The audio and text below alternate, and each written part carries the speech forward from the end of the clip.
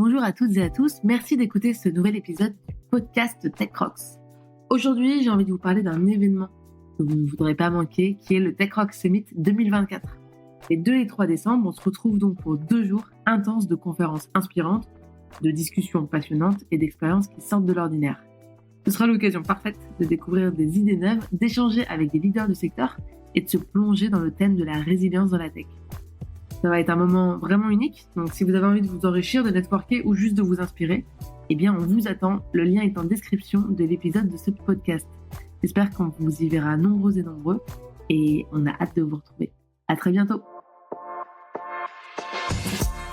Je me suis rendu compte que finalement, il manquait une éducation précoce pour les petits à la question du numérique parce que les petits, dès la maternelle et même avant, sont aussi utilisateurs d'outils.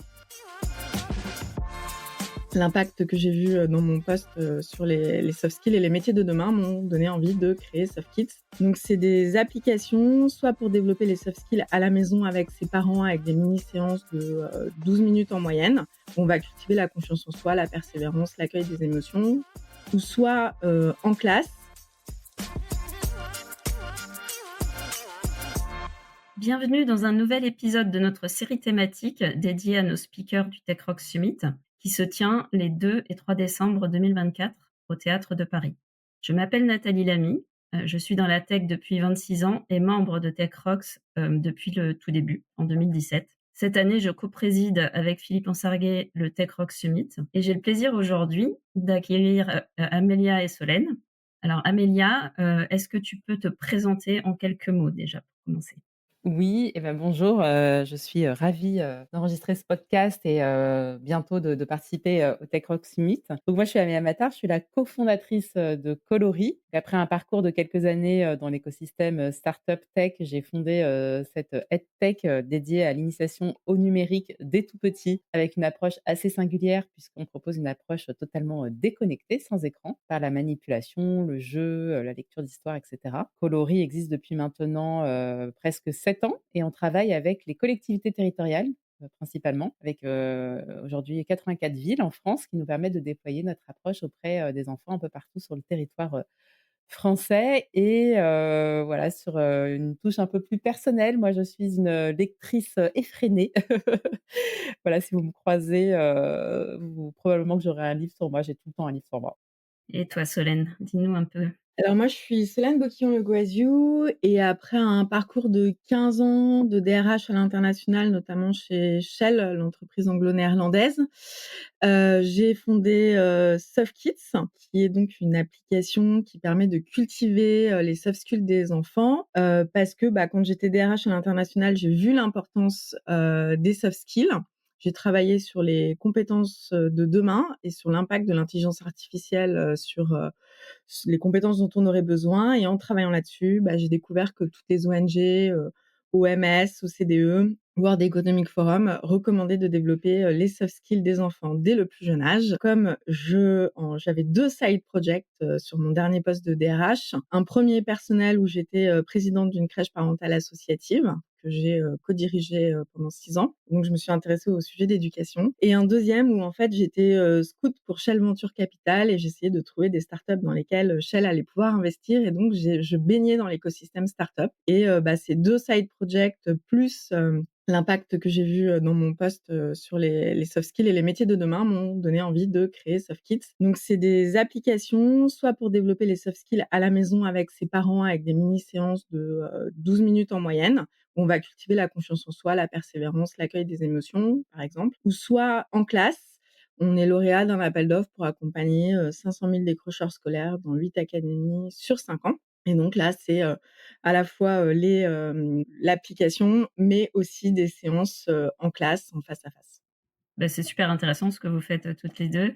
Avant de parler de résilience, qui est le thème du Summit cette année, et de ce que vous aborderez justement, ce que vous proposerez lors du Tech Rocks Summit, j'aimerais bien en savoir un peu plus. Solène, tu as déjà bien répondu, je pense, pour expliquer comment tu en es arrivé à créer SoftKids. Mais peut-être, Amélia, si tu peux peut-être nous dire si tu as fait des choses avant et qu'est-ce qui t'a amené jusqu'à la création de Colory. Oui, alors, pour parler de la création de coloris, souvent je remonte assez loin dans mon enfance parce que, moi j'ai grandi au contact d'un papa, très geek. Alors j'ai pas fait des études, d'ingénieur après et c'est intéressant, de voir que j'ai pas choisi cette voie alors que vraiment, enfin j'ai toujours été la geek de l'histoire avec les copains, même petite, à toujours être sur l'ordinateur, à bidouiller et cetera. Mais bon, voilà, peut-être qu'on en reparlera à un autre moment, mais on m'a pas clairement orientée vers ces métiers, quand j'ai grandi. Mais toujours est-il que j'avais ce goût, pour la technique, depuis l'enfance et ensuite quand il a fallu choisir un secteur d'activité dans lequel travailler, j'ai travaillé effectivement, dans le numérique, dans des startups et cetera, avec toujours, ce goût très prononcé pour, l'innovation, les nouvelles technologies, une vraie fascination franchement pour ce qu'on est en train de vivre, même si, voilà, de plus en plus, j'ai aussi, une part d'éco-anxiété, qui me fait dire que, toutes les solutions ne sont pas, dans les technologies évidemment, mais malgré tout, je suis assez fascinée de voir, les progrès, fulgurants qu'on fait. Enfin voilà, une vraie passion quoi et quand je suis devenue maman, une autre passion a émergé à ce moment-là, enfin en tous les cas, un autre sujet, d'intérêt très fort, qui est, l'enfant. Je me suis rendu compte qu'éduquer un enfant, c'était en tant que tel un sujet, très, très vaste, d'apprentissage. J'ai commencé à lire énormément de livres, je me suis formée à l'approche, Montessori. Je me suis rendu compte que finalement, il manquait une éducation, précoce pour les petits à la question, du numérique. Les petits, dès la maternelle, enfin et même avant, sont aussi utilisateurs, d'outils. Qu'à l'époque, il y avait très peu, d'outils qui leur permettent d'avoir les bons repères pour, pouvoir s'orienter dans ce monde, pour pouvoir le comprendre, le décrypter, développer leur esprit critique et donc j'ai regardé un petit peu ce qui se faisait à l'international et je me suis rendu compte qu'une start-up était, incubée au MIT, et elle essayait vraiment de répondre à cet enjeu, en créant des activités Montessori déconnectées, d'initiation à l'algorithmie et cetera. Donc j'ai pris contact avec elle, j'ai lu sa thèse, voilà, j'ai commencé à nourrir l'idée de coloris de d'autres inspirations. Pareil dans les pays scandinaves, je suis tombée sur les travaux de Linda Lucas, qui est une développeuse qui a créé tout un univers enfantin pour initier les tout petits à la question du développement informatique et je me suis dit qu'en fait, il manquait une proposition, française avec, en plus, voilà, des convictions que j'avais nourries moi sur l'approche Montessori, de se mettre à hauteur d'enfant, de proposer un matériel avec, certaines caractéristiques et cetera et donc je me suis lancée sur des premières activités que j'ai testées tout de suite auprès des enfants, en partenariat avec des personnes dont c'est le métier de créer des activités, d'enseigner et c'est comme ça que sont nés, les premiers ateliers coloris, totalement expérimentaux. Et l'une et l'autre, est-ce que bah, là, tu as parlé un peu des inspirations, que tu as pu voir dans d'autres pays. Tu as aussi parlé du fait que tu lisais beaucoup. Du coup, bah, je vais commencer par Solène, mais est-ce qu'il y a des choses, des lectures qui t'ont permis de nourrir un peu ton entreprise, et la proposition finalement de Soft Kids, que ce soit par des lectures ou par, des, podcasts ou par des inspirations, d'autres pays? Bah, moi, je suis comme Amélia, je lis beaucoup, mais moi, en fait, je suis boulimique, de recherche scientifique. J'adore la statistique et cetera et donc moi, ce qui m'a nourrie, c'est que je lis tous les rapports internationaux sur l'éducation et en fait, avant de créer Soft Kids, je pense qu'on enfin, on n'était pas beaucoup de Français à lire, enfin moi je vais, lire tous les rapports OCDE, OMS, les rapports, oui, s'il y a de Stanford sur, par exemple, moi il y a un sujet sur lequel, j'ai énormément lu et qui m'inspire chez Soft Kids, c'est le growth mindset, l'état d'esprit développement parce que c'est, l'état d'esprit qui va faire qu'on va pouvoir se dire qu'on va y arriver. Ça a été théorisé par Carol Dweck, qui travaille sur le sujet depuis 30 ans à Stanford et qui s'est dit: «Quelle est la différence entre un enfant qui se dit: «Chouette, je vais faire un exercice en mathématiques, ça va être marrant, je vais m'amuser» et un enfant qui va dire: «Je ne vais jamais y arriver» et en fait, moi, j'avais découvert le growth mindset chez Shell, en 2006 parce que ça faisait partie des compétences qu'on devait développer en tant que salarié, et donc je m'étais énormément, documentée, sur ce sujet. Mais, d'une manière générale, moi, j'essaye vraiment de faire le lien entre la recherche et le quotidien et je trouve qu'en France, les laboratoires de recherche sont très souvent déconnectés des entreprises et du quotidien. Ils font un travail remarquable, mais personne ne le sait et c'est pour ça que, par exemple, chez Soft Kids, on a une thèse FIFRE, thèse en entreprise, rattachée au laboratoire en neurosciences et sciences de l'éducation du CNRS. On fait des analyses d'impact et on essaye de documenter tout ça et je vois bien que, voilà, il y a tout à faire parce que c'est pas trop dans la pratique française, d'aller faire de la recherche, surtout en sciences humaines et sociales, pour montrer, que si, ça marche. C'est un petit peu, enfin voilà, moi dès qu'il y a des rapports qui sortent, je les lis. OK, super, merci. Et toi, Amélia? Oui, alors d'abord, je peux effectivement attester de ça parce que quand je cherche des informations, j'appelle Solène et je lui demande les références des rapports et elle me pointe les bonnes infos. Alors moi, véritablement, je l'ai dit, déjà tout à l'heure, mais l'autrice qui a impacté grandement ma vision, c'est, Maria Montessori. Déjà, pour ce qu'elle a écrit, sur l'enfant, parce que c'est vraiment, très précurseur, en fait, de ce qu'on observe aujourd'hui maintenant, justement, en neurosciences de l'éducation. Elle a, décrit, en 1907, déjà, les fondements, voilà, de lois invariables, du fonctionnement de l'enfant et notamment, un concept très important dans l'approche Montessori qui est, l'esprit absorbant chez le tout petit. Donc le fait qu'avant 6 ans, l'enfant bénéficie, aujourd'hui on parle de plasticité, cérébrale, mais d'une plasticité énorme et ça elle l'avait, complètement conceptualisé et véritablement, quand j'ai commencé à lire un livre de Maria Montessori, je les ai, je pense quasiment tous lus et ça a été une lecture, très fondatrice pour moi de, ce que j'avais envie de faire, ensuite, pour Coloris. Ça a été aussi quelque chose de très inspirant parce qu'en tant que telle, Maria Montessori, elle incarne quelque chose, de la réussite au féminin. Enfin, voilà, c'est une femme, parmi les premières femmes médecins en Italie, scientifique, qui a dû lutter pour réussir, à faire médecine. Enfin, elle était, vraiment, pointée du doigt, pendant ses études. On lui refusait, de disséquer des corps nus parce que c'était complètement, inconvenant pour une femme, donc il fallait qu'elle fasse ça la nuit, à la lumière de la bougie. Enfin, c'est quand même une femme qui a en tant que telle un parcours, qui est, hyper inspirant quand on entreprend.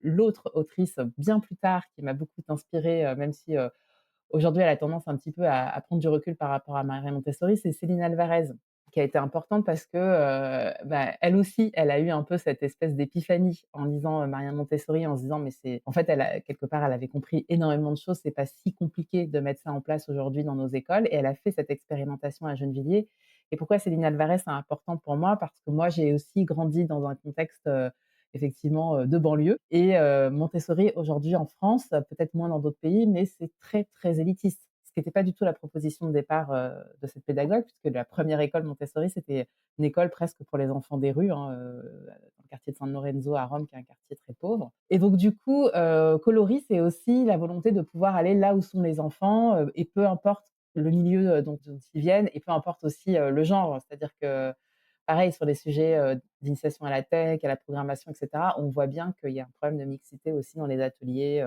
programmation et tout et donc moi, j'avais envie d'avoir une approche qui soit à la fois, égalitaire et mixte et qui puisse, du coup, s'adresser à tous les enfants donc de ce point de vue-là, cette idée qu'avait Céline Alvarez de pouvoir travailler avec des enfants, clairement, en REP, REP+, avec un retard scolaire énorme, de grandes difficultés, socio-économiques, ça aussi nourrit mon envie de m'inscrire dans le champ, de l'économie sociale et solidaire. Ah ouais, c'est super, intéressant ce que vous dites toutes les 2 et en fait, il y a beaucoup de liens entre les 2, même si, l'application ou le et même la peut-être la cible parce que je pense que Coloris, c'est pour les tout petits et peut-être, Softkiss, ça s'adresse à un panel plus large. Mais, je trouve qu'il y a beaucoup de liens, en fait, quand on parle, Amélia, c'est tu parles aussi d'empathie quelque part parce que tu tu dis se mettre à hauteur d'enfant, essayer de comprendre les besoins vraiment de l'enfant et Solène, j'imagine que l'empathie fait partie des compétences humaines à développer et j'entends trop souvent, des gens dire: «On est avec ou on ne naît pas», comme si ça ne s'apprenait pas les compétences humaines et alors que moi je suis convaincue du contraire, donc je suis contente de voir que vous, proposez, des solutions finalement pour, développer tout ça et justement, comme il y a des liens entre vous 2, ben, vous allez, faire, un sujet ensemble au Tech Rock Summit, donc ce sera le 3 décembre, lors de la deuxième journée du summit et donc je rappelle juste, en préambule que le thème cette année, c'est celui de la résilience et comment on peut agir à l'échelle individuelle et collective pour rendre nos organisations et nos écosystèmes tech, plus robustes et est-ce que vous pouvez nous dire, enfin dire à nos auditeurs et auditrices, sous quel angle vous allez aborder, ce sujet de la résilience qui est très vaste? Sans donner trop de détails parce que ce qu'on veut, c'est que nos auditeurs et auditrices viennent, le jour J pour vous entendre, entendre la version longue. Donc je ne sais pas qui veut commencer, peut-être, Solène? Alors l'angle qu'on a choisi, c'est, la résilience, au regard de la tech et de la société, tout écran et ultra connecté, qui fait que tout, va de plus en plus vite et que, pour contrebalancer, tout le flux d'informations qu'on peut avoir au quotidien, et ben, il faut, développer, les compétences humaines et la résilience. Et je pense qu'on l'a vu, moi ça me fait toujours sourire parce que je trouve que le mot résilience est devenu à la mode depuis la pandémie. Avant, on n'en parlait pas trop en France, sauf, évidemment Boris Cyrulnik, qui a travaillé sur le sujet. Mais moi, la première fois que je l'ai entendu, c'était, chez Shell en 2009 où j'ai fait ma première formation sur la résilience pour accompagner le changement. Et en fait, aujourd'hui, c'est vrai que tout le monde en parle, mais parce qu'on subit énormément. Enfin, on a subi la pandémie, on subit, les écrans parce que, même si on peut dire: «Ah ne va pas sur tel ou tel, réseau social», même quand on s'est inscrit à certaines choses, on va nous proposer des choses qu'on n'a pas eu forcément, envie, d'avoir. Et moi, je vais donner par exemple une anecdote. J'ai mon fils aîné, le seul réseau social auquel il a droit, c'est YouTube. Et quand il était, en CM2, il y a 2 ans, il est venu me voir. Il était, tout simplement en train de regarder des documentaires, hein, et il y a un short qui est arrivé, devant lui, qui parlait, de l'homme qui avait tué, le plus, de personnes au monde et de cet assassin, et il était vraiment choqué. Il est venu me voir, il avait les larmes aux yeux, et lui, en fait, il était juste en train de regarder des documentaires scientifiques et tout d'un coup, l'algorithme lui a proposé le plus grand tueur en série du monde. Et c'est violent. C'est violent. Et donc, il faut apprendre à accueillir ses émotions, à être résilient, à accepter, ça, et à accepter au fait qu'on subit énormément et il faut qu'on soit acteur et qu'on soit capable d'absorber, tout ça et de développer certains mécanismes pour comprendre le tout numérique. Donc ça, c'est Amélia qui en parlera, et développer les compétences socio-comportementales, pour y répondre. OK, merci. Amélia, peut-être que tu veux compléter, ce qu'a dit Solène? Bah, j'ai trouvé que c'était, très complet, mais l'idée, c'est peut-être juste pour, effectivement, préciser aussi, d'expliciter un peu plus, en détail, notre proposition, à Solène et moi, et tu fais bien de souligner à quel point effectivement c'est complémentaire. Et c'est vrai qu'on est régulièrement sollicités ensemble parce que, aujourd'hui, les parents, les acteurs de la communauté éducative, les éducateurs et cetera, se rendent bien compte que on a besoin de nouvelles compétences, voilà, que porte, Solène et que je porte aussi, à travers le projet Coloris. Et donc voilà, l'idée, c'est aussi de pouvoir, mettre un petit peu en lumière concrètement, ce que font les enfants, quand ils vont, sur Soft Kids, comment ça se passe en atelier coloris, voilà, avec des petites surprises, on partagera le jour J. Oui, merci. Et ouais, si vous pouviez dire à nos auditeurs et auditrices, pourquoi ils doivent, venir vous voir, pourquoi c'est important dans leur métier peut-être, parce que bon, ce sont potentiellement des parents, donc là, ils peuvent avoir directement un intérêt, à écouter, ce que vous allez dire par rapport à ça. Mais en tant que tech leader, en quoi ça peut les aider dans leur, peut-être dans leur manière de constituer des équipes? Je pense que ce soit Amélia ou moi, en fait, ce qu'on fait, ça vient au-delà de l'éducation et de l'éducatif, c'est de la prévention. C'est pour le futur, c'est pour avoir des citoyens armés, et cetera. Et en fait, toute personne, je sais pas, qui est impliquée dans la société, qui a envie d'avoir une vision long-termiste et qui a envie d'avoir un impact, elle a tout intérêt à venir, nous écouter parce que nous, on va donner des clés pratiques pour pouvoir, préparer, ces enfants, au monde de demain et à être des vrais citoyens. Et en tant qu'adulte, à un moment, il faut vraiment, qu'on se pose les questions de comment est-ce que, alors le mot est un peu fort, mais des fois je dis: «Comment est-ce qu'on arme nos enfants face à tout ça?» Et je pense que voilà, on donne des outils assez simples à mettre en place et on est sur, de la prévention en plus de l'éducation. Oui. Et ce que j'ajouterais, et effectivement, quand on parle d'enfance, quand on parle d'éducation, on est nécessairement dans une perspective long-termiste, et je sais bien que les gens en face de nous, et vous qui nous écoutez peut-être, vous avez, des problématiques un peu court-termistes parfois, et notamment de recrutement de femmes, mais toujours est-il qu'on sait aussi que, ce sujet de la place des femmes dans la tech, dans les sciences et cetera, c'est un sujet sur lequel il faut agir de manière précoce. Et c'est aussi un des enjeux, de Coloris, dont on va parler, sur scène. C'est, voilà, comment on fait pour planter les bonnes graines auprès, d'un maximum de petites filles pour qu'on ait, bien, bien plus, de femmes plus tard dans ces métiers à des postes aussi, de décision. Donc voilà, ça va pas résoudre tous les problèmes pour, le PNL de l'année prochaine, mais malgré tout, ça permet quand même d'agir à son niveau et au bout d'un moment, c'est une responsabilité collective. Chacun, voilà, doit, poser, sa pierre, pour que l'édifice, puisse ressembler à quelque chose, quoi. Ça peut aussi les inspirer, enfin voilà, vous avez créé des entreprises pour le bien commun quelque part. Dans nos métiers tech, parfois, on est content de faire de la tech et on perd un peu de vue parfois, l'impact des produits qu'on fait sur, la société, éventuellement sur les enfants, mais pas que. Sur les adultes aussi, on fait des dégâts. Donc, si ça peut inspirer les gens pour se reconnecter au sens de ce qu'ils, font au quotidien dans leur métier ou qu'ils essayent d'avoir un impact plus positif sur la société, eh ben, on aura tout gagné. En tout cas, merci beaucoup pour, ce moment d'échange. J'ai vraiment, hâte d'entendre la version longue, le 3 décembre. Je pense que ça va être un moment, effectivement très inspirant qui fera, j'en suis sûre, réfléchir le public et voilà, j'invite, tous les parents et les tech leaders à venir, vous écouter le 3 décembre. Oui, on vous attend, voilà, on espère qu'il y aura pas suffisamment de places assises et qu'on va plein de personnes seront debout tellement la salle sera remplie. Au théâtre de Paris en plus, donc vous serez sur scène pour le coup, c'est pour de vrai. Donc on se retrouve, encore merci, hein, à Amélia et Solène d'avoir passé ce moment avec nous et donc on se retrouve, au Tech Rocks Summit les 2 et 3 décembre 2024, c'est dans quelques jours, au théâtre de Paris. Merci Nathalie. Merci.